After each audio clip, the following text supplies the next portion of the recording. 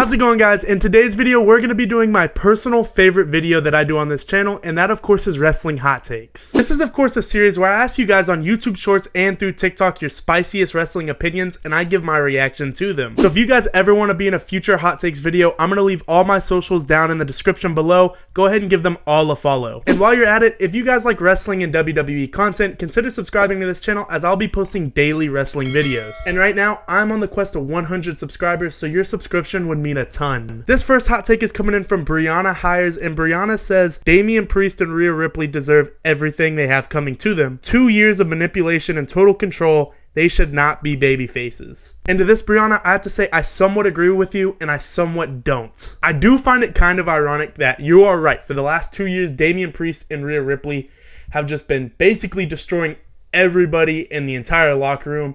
And now, just like in the blink of the eye, the WWE wants us to get behind them and root for them. But on the other hand, this isn't for no reason. Damian Priest and Rhea Ripley are two of the most likable personalities in all of wrestling. So there's a reason we wanted them to turn babyface. Because at the end of the day, you're not going to catch me dead booing for Rhea Ripley, and you're definitely not going to catch me dead booing for Damian Priest. I just like the both of them way too much. This next hot take is coming in from Big Noble, and Big Noble says Gunther isn't good and didn't deserve the title or the King of the Ring because Randy Orton was hurt, is basically what he's going on to say. And to this dude, I just have to say, I don't think me and you must not like the same things when it comes to wrestlers, because he is a fantastic in-ring worker.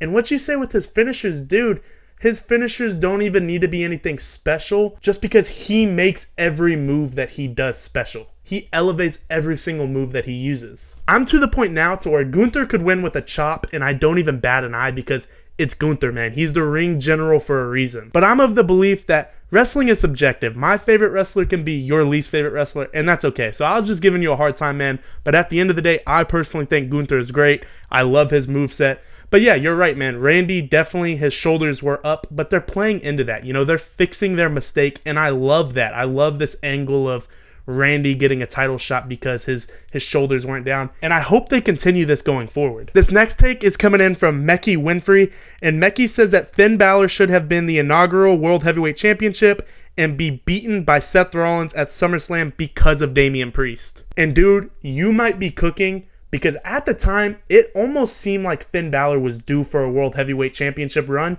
and we just never got to see it. I think me, you, and the majority of wrestling fans thought that it was Finn Balor's time at SummerSlam, but you're right. If we could live in an alternate universe where Finn Balor originally had the championship and got screwed over by Damian Priest at SummerSlam, I think things in the WWE would be a lot different today. Is that for better or for worse?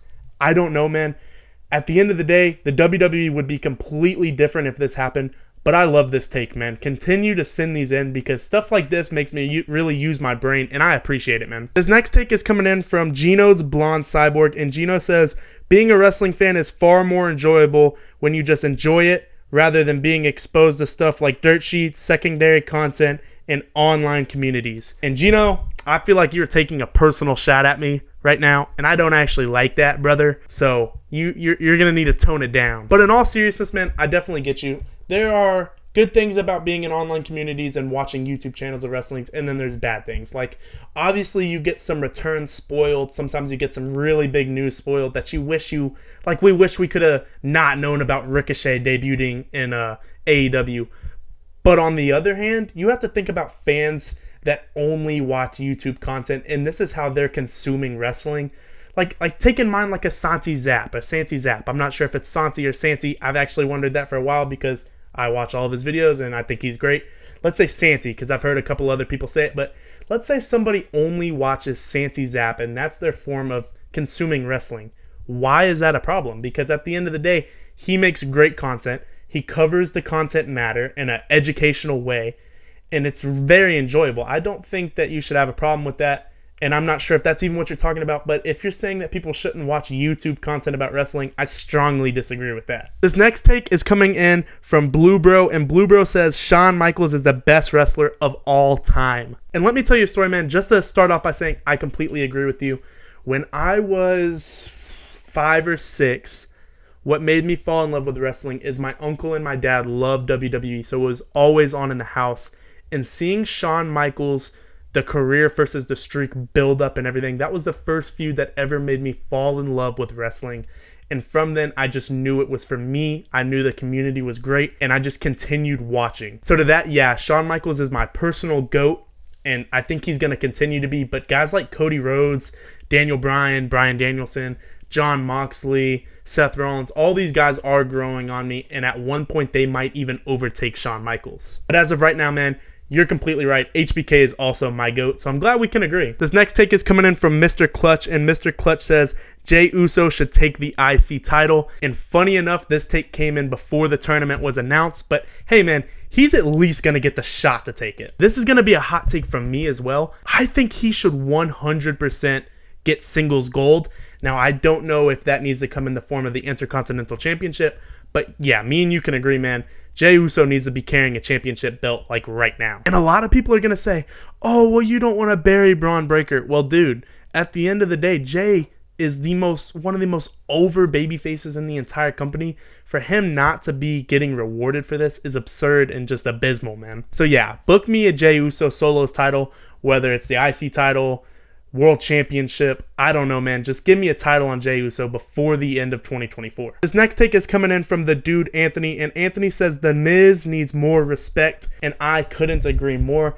I've actually been on record multiple times in my videos saying that The Miz is one of the most, if not the most, underrated wrestler of all time. No matter what level of feud he's in, he somehow, some way makes me interested in it, and I just love that about him personally. Take in mind a match like last week against Bronson Reed. Nobody really cared about this match, but his segment before of him saying like, no, I don't really want to fight Bronson Reed, but I don't have a lot of friends in the back, and Truth has always had my back, so I have to. That just made him so vulnerable and made him just so much of a human to me, and I love that about The Miz is he's always making me feel these type of emotions about his character, and man, I just appreciate that. So yeah, me and you are 100% on the same page. The Miz needs his respect, man. This last take is coming in from Junior, and Junior, I don't think you got the assignment. You just put, I'm a Cody crybaby. Well, guess what, Junior? Me too, and that's why you made this video, is because I am also a Cody crybaby. Give me just 1 second. I got that adrenaline in my soul, Junior. And now that I have this belt on, I'm 1000% gonna wear it for the rest of the video, but that's okay,